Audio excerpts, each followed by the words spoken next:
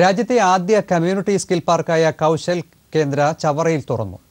സംസ്ഥാനത്തെ യുവജനങ്ങളുടെ നൈപുണ്യവും തൊഴിൽക്ഷമതയും വർദ്ധിപ്പിക്കാൻ പാർക്ക് ഉപകരിക്കുമെന്ന് ഉദ്ഘാടനം ചെയ്ത മുഖ്യമന്ത്രി ഉമ്മൻചാണ്ടി പറഞ്ഞു.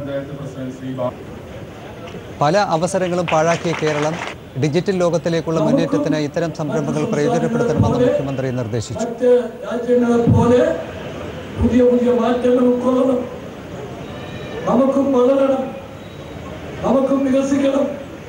നമുക്കും പുരോഗതി വേണം. ഇന്ന് കേരളം ഇന്ത്യയിൽ സാമ്പത്തിക വളർച്ചാ നിരക്കിൽ ദേശീയ ശരാശരിയേക്കാൾ മുകളിൽ വന്നിട്ടുള്ള ചുരുക്കം സംസ്ഥാനങ്ങളിൽ ഒന്നായിട്ട് മാറിയിരിക്കുകയാണ്. തൊഴിൽ മന്ത്രി ഷിബു ബേബി ജോൺ അധ്യക്ഷത വഹിച്ചു. കോഴിക്കോട്, പാലക്കാട്, കണ്ണൂർ ജില്ലകളിൽ ഈ വർഷവും രണ്ടാം ഘട്ടത്തിൽ ബാക്കി ജില്ലകളിലും കൗശൽ കേന്ദ്രങ്ങൾ ആരംഭിക്കുമെന്ന് മന്ത്രി പറഞ്ഞു.